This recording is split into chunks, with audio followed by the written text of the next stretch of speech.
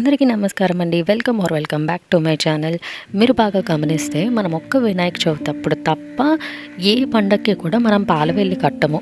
కానీ వినాయక చవితి రోజు మాత్రం పాలవెల్లి కట్టి చక్కగా ఫ్రూట్స్ అవన్నీ కూడా హ్యాంగ్ చేస్తాం. అదే వేరే పండగలకైతే మనం ఏదో పళ్ళెంలో ఫ్రూట్స్ లాగా అన్నీ కూడా నైవేద్యంగా పెడతాం, కానీ ఇలా పాలవెల్లిలా కట్టము. అయితే ఇలా వినాయక చవితి రోజు మనం పాలవెల్లి ఎందుకు కడతాము అనేది నేను ఈ వీడియోలో చెప్పబోతున్నాను.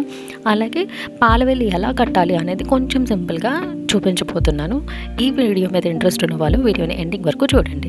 మనం ఇక్కడ నుంచి ఆకాశాన్ని చూస్తే కనుక చంద్రుడు, మిగతా నక్షత్రాలు అవన్నీ కూడా చాలా చక్కగా చాలా అందంగా కనిపిస్తాయి. చూడటానికి ఒక పాల సముద్రంలో ఉంటాయి. అందుకే దాన్ని పాలకొంత లేదా పాలవెల్లి అని అంటారనమాట. ఆ పాలవెల్లికి సంకేతంగా మనం ఒక చతురస్రాన్ని కడతాము. అంటే 6 స్క్వేర్స్లో ఉన్నదాన్ని పాలవెల్లిగా మనం వినాయకుడి మీద కడతామన్నమాట.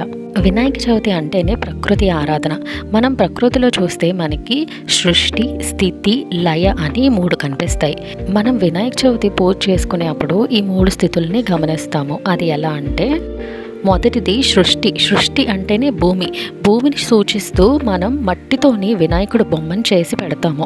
రెండవది స్థితి. స్థితిని సూచిస్తూ మనం 21 రకాల పత్తిరిని పెడతాము.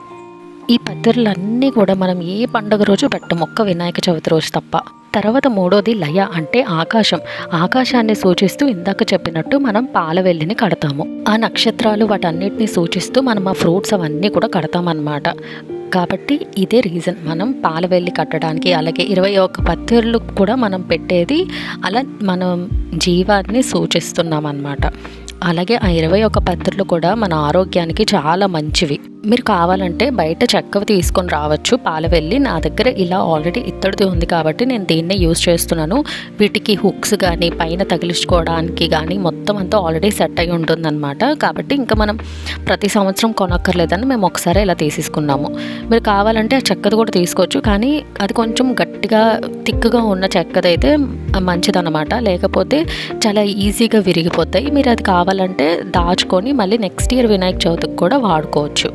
అయితే మీరు చెక్క తీసుకున్నట్టయితే మీరు పూజ చేసే ముందే ఖచ్చితంగా ఆ చెక్క పాలవెల్లికి అయితే పసుపుని రాయాలి. కొంచెం పసుపు నీళ్ళల్లో కలిపి మొత్తం పాలవెల్లి అంతా కూడా చక్కగా పసుపు రాయండి. అలాగే కుంకుమ, అలాగే బియ్యం పిండితోని బొట్టు కూడా పెట్టండి. మనం పాలవెల్లి కట్టడానికి దారాన్ని అయితే యూస్ చేస్తాం కదా, కొంచెం థిక్గా ఉన్న దారం అయితే మీకు అంత ఈజీగా తెగిపోకుండా ఉంటుంది. ఎందుకంటే మనం ఫ్రూట్స్ ఏవైతే కడతామో కొంచెం బరువుగా ఉంటే దారం అనేది సన్నగా ఉంటే ఈజీగా తెగిపోతుంది. కాబట్టి కొంచెం లావుగా ఉన్నది తీసుకోవడానికి ప్రయత్నించండి. లేదా నాలాగా ఒకవేళ మీరు హెవీ ఫ్రూట్స్ కట్టేటప్పుడు డబల్ థ్రెడ్ తీసుకోండి అనమాట. అంటే ఒకటే థ్రెడ్ని 2 టైమ్స్ పెట్టి తీసుకుంటే కొంచెం బరువు కాస్తాయి అవి. వీలైనంత వరకు మీరు పాలవెల్లికి తెచ్చుకునే ఫ్రూట్స్కి ఇలా పైన కాడలు ఉండేలాగా చూసుకోండి. ఎందుకంటే మనం కట్టడానికి డెఫినెట్గా కాడ ఉండాలి. కాబట్టి ఒకవేళ లేదు, దొరకలేదన్నా కూడా పర్వాలేదు, ఒక చిన్న సొల్యూషన్ అయితే ఉంది. కానీ వీలైనంత వరకు వాటికి ఇలా కాడలు ఉండేలాగా చూడండి. అలాగే ఎక్కువ బరువు లేని ఫ్రూట్స్ మీరు పాలవెల్లిలో కట్టండి. మీరు ఒకవేళ ఎక్కువ తీసుకొస్తే ఒక జామకాయలు 4-5 రకాలు కానీ పొమోగ్రానైట్స్ ఏవైతే మీరు తెస్తున్నారో అవన్నీ కూడా ఎక్కువ తెస్తారు కదా, సో వాటిలో ఏదైతే లైట్ వెయిట్గా ఉంటుందో దాన్ని తీసి ఈ పాలవెల్లికి కట్టండి. కాబట్టి బరువు అనేది ఎక్కువ అయిపోదు, అవి అంత తొందరగా తెగిపోకుండా ఉంటుందన్నమాట. ఏ ఫ్రూట్స్కి అయితే కాట్లు ఉంటాయో వాటికైతే పర్వాలేదు. మనం మామూలుగానే నేను డబల్ థ్రెడ్ ఏదైతే తీసుకున్నానో దానికి కూడా పసుపు రాసుకోవాలి ఖచ్చితంగా. కొంచెం నీళ్ళల్లో పసుపు తడి చేసుకొని ఆ పసుపు తాడుకి పసుపు రాయండి. చక్కగా పసుపు రాయకుండా మాత్రం పెట్టొద్దు. ఇప్పుడు ఇదైతే పెద్దగా హెవీగా లేదు కాబట్టి నేను నార్మల్గా నాట్ వేసేస్తున్నాను. మనం నార్మల్గా షూలేస్ కట్టినట్టు కానీ మీకు ఎలా అయితే వచ్చో అలా మీరు నాట్ వేసుకోవచ్చు. నేను మ్యాక్సిమం లైట్ వెయిట్ ఏవైతే ఉంటాయో వాటిని నేను తీసుకొని ఇలా నార్మల్గానే ఒక 2-3 నాట్స్ వేస్తున్నాను అనమాట. ఒకటే సింగిల్ వేసారు అనుకోండి, అది జారిపోవడమో ఊడిపోవడమో ఏదో జరుగుతుంది. కాబట్టి వీలైనంత వరకు ఒక 2-3 నాట్స్ వేయండి. అలాగే ఒకసారి ముందే అవి ఇలా పడుతున్నాయా లేదా అని చెప్పి బాగా చెక్ చేసుకోండి. ముందే ఒకసారి మీరు చెక్ చేసుకుంటే కనుక మధ్యలో మీరు పూజ మధ్యలో ఉండేటప్పుడు అవి పడిపోకుండా ఉంటుంది. తాడు సైజ్ మీకు ఎంత కావాలనేది మీరు చూసుకోవచ్చు అనమాట. అంటే మీరు పాలవెల్లి ఎంత హైట్ వరకు పెడుతున్నారో అక్కడి నుంచి మీరు వినాయకుడి విగ్రహం ఎంతవరకు ఉంటుంది. అలాగే మీరు మొహం మీదకు వచ్చేలాగా పెట్టకండి. విఘ్నేశ్వరుడు మొహం మీదకి కొంచెం అటు ఇటు రైట్ సైడ్ లెఫ్ట్ సైడ్ అలా పెట్టుకోండి. మీరు ఏవైనా తగిలించినా సరే ఆ థ్రెడ్ హైట్ కూడా వీలైతే కొంచెం ఎక్కువే పెట్టుకోండి. తర్వాత మనకు కొంచెం కష్టం అనిపించేది కార్న్. స్వీట్ కార్న్ అయినా మీరు నార్మల్ కార్న్ తెచ్చుకున్నా సరే, స్వీట్ కార్న్ అయితే కొంచెం బరువు ఎక్కువ ఉంటుంది. నార్మల్ కార్న్ పెట్టుకోవడానికి ట్రై చేయండి. ఇవి అంత ఈజీగా అయితే కట్టడం అవ్వదు కాబట్టి నీడిల్ యూజ్ చేయండి. సూది దారం యూజ్ చేస్తే అదేంటంటే మనం లోపల నుంచి దారం కట్టితే కనుక కొంచెం స్ట్రాంగ్గా నిలబడతాయి. కాబట్టి ఇలా నేను చూపించినట్టు ఒకవైపు టిప్ ఉంటుంది కదా, ఆ టిప్ వైపు మీరు సూదితో గుచ్చి ఇలా రెండు ఉంటే కనుక స్టిఫ్గా ఉంటుంది. కార్న్ అనేది ఈజీగా నిలబడుతుంది. మిగతా ఫ్రూట్స్ ఏంటంటే కొంచెం లైట్గానే ఉంటాయి కాబట్టి వాటికి పెద్ద ప్రాబ్లం ఉండదు. ఈ జామకాయ కానీ లేదా సీతాఫలం కానీ ఇవన్నీ ఈజీగా నిలబడిపోతాయి. కానీ ఇది కొంచెం బరువు ఉంటుంది, అలాగే స్ట్రైట్గా ఉంటుంది కాబట్టి ఇలా యూజ్ చేయండి. మీరు సూత్తో గుచ్చి కడితే కనుక అది స్ట్రాంగ్గా నిలబడుతుంది. మీరు కట్టే ముందే ఒకసారి అవన్నీ స్ట్రాంగ్గా ఉన్నాయో లేదో చూసుకోండి, పడిపోతున్నాయా లేదా ఇవన్నీ కూడా మీరు ఒకసారి ముందుగానే చూసుకోండి అనమాట. ఏ ఫ్రూట్స్ అయినా మీరు ఈరోజు కట్టొచ్చు. మీకు లైట్ వెయిట్ కావాలన్నా, హెవీ మీరు పర్వాలేదు హెవీవి కడతామనుకున్నా సరే మీరు కట్టుకోవచ్చు. కానీ డెఫినెట్గా ఉండాల్సిందైతే మారేడుకాయ అంటారు కదా, బయట షెల్ చాలా గట్టిగా ఉంటుంది దానికి, అదైతే డెఫినెట్గా ఈరోజు కట్టాల్సిందే. వినాయకుడికి చాలా ఇష్టం అంటారు. ఆ ఫ్రూట్ని తప్పనిసరిగా కట్టండి. మనకి ఎలాగో వినాయక చవితి కాబట్టి ప్రతి మార్కెట్లో కానీ ఎక్కడైనా సరే మనకి ఇవి అమ్ముతారు. ఇవి కాకుండా మీరు ఎక్స్ట్రాగా ఎన్ని ఫ్రూట్స్ అయినా కట్టుకోవచ్చు అనమాట. అది మీ ఇష్టము, మీరు ఎన్నైనా కట్టుకోవచ్చు. కాకపోతే ఇందాక చెప్పినట్టు మరి వినాయకుడు మొహం అంతా కవర్ అయిపోయేలా కట్టకండి. నెక్స్ట్ ఇంకొకటి ఏంటంటే మనకి చాలా ఫ్రూట్స్కి కార్డులు అయితే ఉండవు కదా, వీలైనంత వరకు కార్డులు ఉన్నవే తీసుకోండి. ఒకవేళ లేకపోతే కనుక మీరు మీ దగ్గర ఒకవేళ టూత్ పిక్స్ కానీ లేదా ఇలా ఇయర్ బడ్స్ కానీ ఉంటే వాటి కార్డుని తీసుకోండి. ఆ కార్డు తీసుకొని మీరు ఫ్రూట్ ఏదైతే ఉందో దానికి ఇలా మధ్యలో మనకి ఎక్కడైతే కార్డు ఉంటుందో అక్కడ గుచ్చండి, లోపలికి బాగా లోపలికి గుచ్చాలి. కాడ కొంచెం పెద్దగానే తీసుకోండి. ఒకవేళ మరీ చిన్నది తీసుకున్నా సరే అది మళ్ళీ ఊడి బయటకు వచ్చేస్తుంది అనమాట.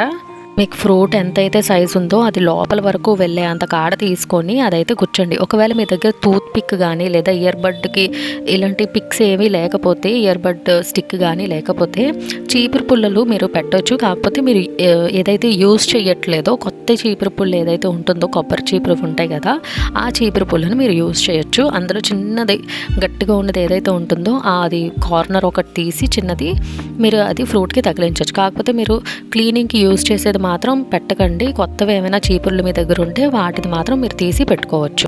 మీరు ఒకవేళ మీ దగ్గర ఫ్రూట్స్ అన్నీ ఉన్నాయి కానీ కాడలు లేవనుకుంటే కనుక మీరు ఇలా పెట్టుకోవచ్చు. కాకపోతే గుర్తుపెట్టుకోండి, కాడ కొంచెం పెద్దది తీసుకొని టైట్గా కట్టాలి, లేకపోతే కాడతో పాటు అది బయటకు వచ్చే అవకాశాలు ఉన్నాయన్నమాట. అందుకే వీలైనంత వరకు కాడలు ఉన్న ఫ్రూట్సే తీసుకోండి అని చెప్పి అంటున్నాను. ఇలా ఫ్రూట్స్ అన్నీ కూడా కట్టేసుకొని ఒక పక్కన పెట్టుకోండి. తర్వాత పాలవెల్లికి కట్టేటప్పుడు కూడా కొంచెం గట్టిగానే కట్టాలి, లేకపోతే ఆ నాట్ ఊడిపోతే కనుక మధ్యలో పూజ మధ్యలో అవి కిందకు పడిపోతాయి అనమాట. కొంచెం చూసుకొని విఘ్నేశ్వరుడికి ఇష్టం అన్నాను కదా, కొంతమంది వినాయక చవితి అయితే చేస్తారు కానీ పాలవెల్లి కట్టరు, డైరెక్ట్ గా ఇదైతే డెఫినెట్ వినాయకుడు కూడా పెట్టేస్తారు కానీ పైన పాలవెల్లి అయితే కట్టరు అనమాట, గొడుగు పెడతారు కొంతమంది. అయితే అలా కాకుండా పాలవెల్లి అయితే డెఫినెట్ గా కట్టాలి. నేను ఇందాక దాని సిగ్నిఫికెన్స్ ఏంటనేది కూడా చెప్పాను కదా. మీరు ఒకవేళ ఇంతవరకు పెట్టలేని వారైనా సరే పెడితే ఏమీ కాదు. పాలవెల్లి అయితే డెఫినెట్గా పెట్టండి. పూజ కూడా చూడడానికి చాలా అందంగా కనిపిస్తుంది, చాలా సాటిస్ఫాక్షన్ వస్తుంది చూడడానికి. నెక్స్ట్ పాలవెల్లికి మనం కడతాం కదా, అయితే ఈ మనకి చిన్న చిన్న స్క్వేర్స్ లాగా వచ్చింది కదా, ఆ చెక్కకి మనం టైట్గా సెక్యూర్గా ఒక 3-4 నాట్స్ వేసుకోండి. నాకైతే ఇలా చిన్న చిన్న హుక్స్ వచ్చాయి, నేను వాటికి కట్టుకుంటున్నాను. మీరు కావాలంటే చిన్న హుక్స్లా మీరు కావాలంటే అటాచ్ చేసుకోవచ్చు వాటికి, అది మీ ఇష్టం. మీరు ఒకవేళ మీ దగ్గర ఇలాంటిది ఉంటే మీరు దీనికి పెట్టుకోవచ్చు లేదా చెక్కదానికైనా పెట్టుకోవచ్చు. చాలామంది ఆ పాలవెల్లి కూడా ఇంట్లో తయారు చేసుకుంటారు. మీరు పసుపు రాసినప్పుడు కానీ లేదా ఇలా కట్టేటప్పుడు కానీ కొంచెం జాగ్రత్తగా ఉండండి చెక్క పాలవెల్లికి మీరు కడుతున్నట్టయితే. ఎందుకంటే ఆ చెక్కవి చిన్న చిన్న ఉంటాయి కదా, అవి కనుక గుచ్చుకుంటే అది కొంచెం ప్రమాదం, అవి లోపలికి వెళ్ళిపోకూడదు. కాబట్టి కొంచెం జాగ్రత్తగా ఉండండి. వీలైనంత వరకు ఒకవేళ మీరు పసుపు రాస్తున్నప్పుడు మీ దగ్గర బ్రషెస్ ఏమైనా ఉంటే పసుపు ఆ బ్రష్తో రాయండి. కట్టేటప్పుడు కూడా కొంచెం జాగ్రత్తగా ఉండండి. ఇలా మొత్తం అన్నీ కూడా టైట్గా సెక్యూర్గా కట్టుకోండి. మీకు ఎంత డిస్టెన్స్లో కావాలో ఏ ఫ్రూట్ వీలైనంత వరకు ఆ కార్నర్స్లో ఏంటంటే కొంచెం బరువుగా ఉన్నవి పెట్టుకోండి. అలాగే చిన్న చిన్న ఫ్రూట్స్ ఏవైతే ఉన్నాయో అవి మిడిల్లో పెట్టుకున్నా సరే పర్వాలేదు అనమాట, వినాయకుడి మీదకి వస్తుంది. డిస్టెన్స్ ఎంత కావాలి ఏంటి అనేది మీరు కట్టేటప్పుడే మీకు తెలిసిపోతుంది. ఇప్పుడైతే నేను వీడియోలో నార్మల్గా చూపిస్తున్నాను, కానీ పూజ చేసుకున్నప్పుడు మీరు ఇంకా అందంగా పెట్టుకోవచ్చు అనమాట. మీరు మామిడాకులు పెట్టుకొని వెనక వినాయకుడికి 21 పత్రులు అవన్నీ పెట్టినప్పుడు ఇంకా అందంగా కనిపిస్తుంది. అలాగే మీరు పాలవెల్లికి పువ్వులు కూడా పెట్టుకోవచ్చు. చామంతులు కానీ, బంతి పువ్వులు కానీ మీరు దారానికి కుట్టుకోవచ్చు. లేదంటే నార్మల్‌గా కూడా మీరు చెక్క పాలవెల్లి చుట్టూ అంటించి మీకు నచ్చినట్టుగా డెకరేట్ చేసుకోవచ్చు. వీడియో ఎలా అనిపించిందో కమెంట్స్‌లో చెప్పండి. నచ్చితే లైక్ చేయండి. అలాగే నా ఛానల్‌ని సబ్స్క్రైబ్ చేసుకొని బెల్ ఐకాన్ క్లిక్ చేస్తే నేను ఎలాంటి వీడియోస్ పెట్టినా మీకు నోటిఫికేషన్స్ వచ్చేస్తాయి. Thank you for watching.